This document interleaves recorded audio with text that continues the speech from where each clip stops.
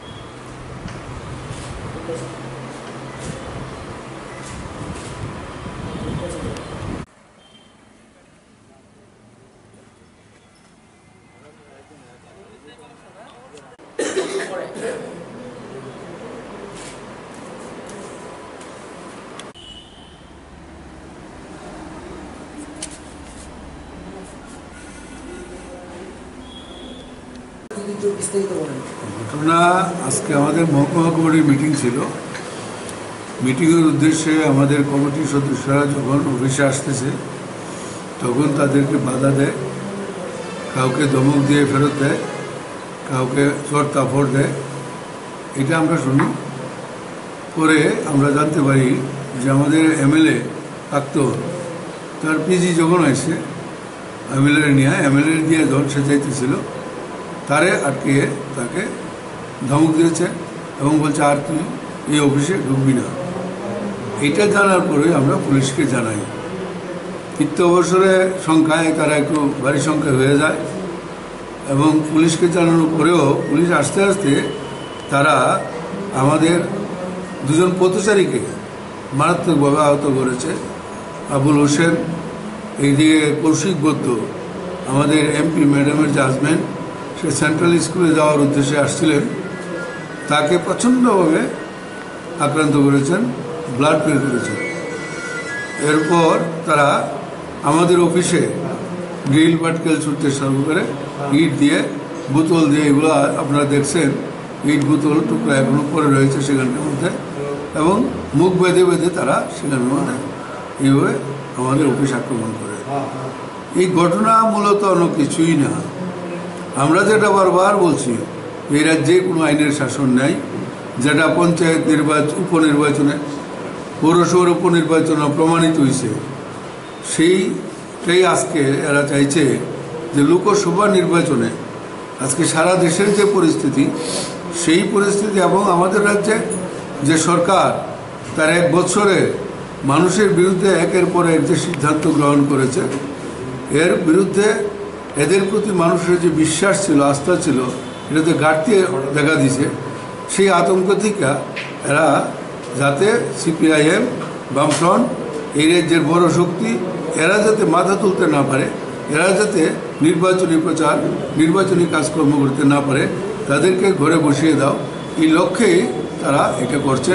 কাজেই আমরা এই ঘটনা নির্বাচন কমিশনার, আমরা আমাদের ডিজি, আমাদের এসপি, আমাদের এসডিপিও সকলের নজরে আমরা এই ঘটনা নিয়েছি এবং আমরা আশা করব আমাদের নির্বাচন কমিশন আজকে সারা দেশের যে নির্বাচন কমিশন, সে যে নির্দেশ যে সকলে তার ভোটাধিকার প্রয়োগ করতে পারবে, এই যে গণতান্ত্রিক পরিবেশ, এই পরিবেশ তৈরি করার ক্ষেত্রে তারা ভূমিকা নেবেন এবং আমতলী থানা আমাদের এই অফিসের নিরাপত্তার জন্য তারা উদ্যোগ নেবেন, এই আশা আমরা তারা করব। সঙ্গে সঙ্গে যারা আক্রমণ করছে তাদেরকে গ্রেপ্তার করা এবং দৃষ্টান্তমূলক শাস্তির ব্যবস্থা এই দাবি আমরা। চিহ্নিত তো সব করা যায়নি, সেখানে কেউ কেউ বলছেন, এখন সঠিক তো কী হবে জানি না। হ্যাঁ, আমরা তো মুখ ঢাকা ছিল গামছা দিয়ে, কেউ রুমাল দিয়ে, এই কারণে সবাইকে বিজেপি বিজেপি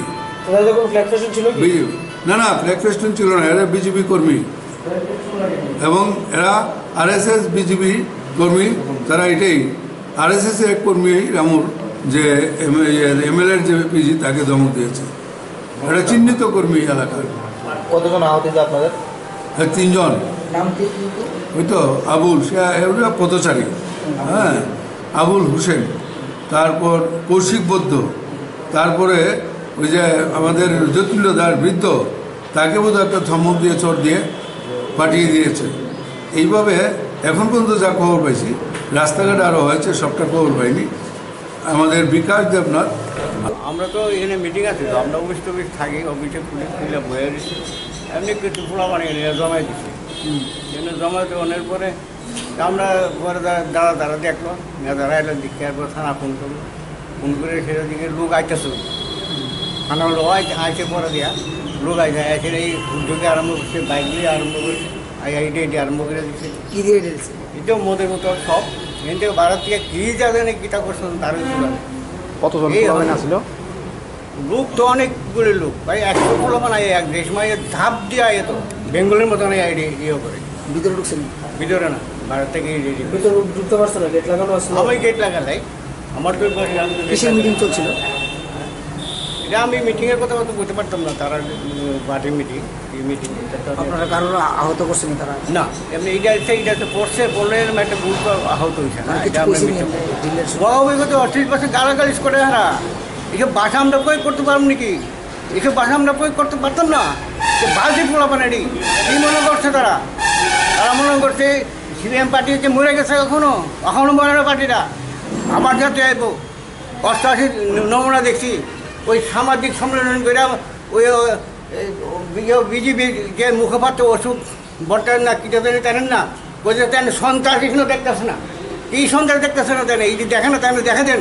আমি অনুরোধ করবো আপনারা সামাজিক বন্ধুদের কাছে যে এই ঘটনাগুলি তারা যেমন চোখে দেখেন, চোখ বিজেপি তারা আছে, বিজেপির পুরা পানিতে গুন্ডা বাহিনী এই বাইক দিয়ে এইসব করে ঘটনা না, কোনো ফ্ল্যাগ প্রেশন আসে না, এটা আমি মিথ্যা কথা বলতাম না। আমরা ঠিক চীনা তো এমনি মুখ চিনি, নাম তো আমি জানি এই পুরো বিজেপি পার্টি চিন্তাছি তো, আমি তো নাম পাইতেছি না, আমি তো এখানে নামটাই পোলাপান তখন তো বাজে পোলাপান, এই ছোটো ছোটো পোলাপান না, এই যে ছোটো ছোটো পোলাপান এইসব তো আমরা সামনেও দিই না, তারা এইসব পোলাপান থেকে বিড়ি খাইবো, গাঁজা খাইবো, তারা কিছু আমরা তেমন কি।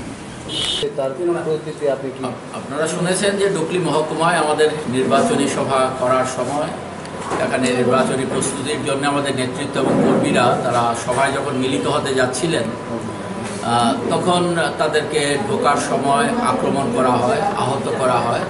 এমনকি আমাদের প্রাক্তন বিধায়কের যিনি দেহরক্ষী ছিলেন, তাকেও আক্রমণ করা হয় দারুণভাবে।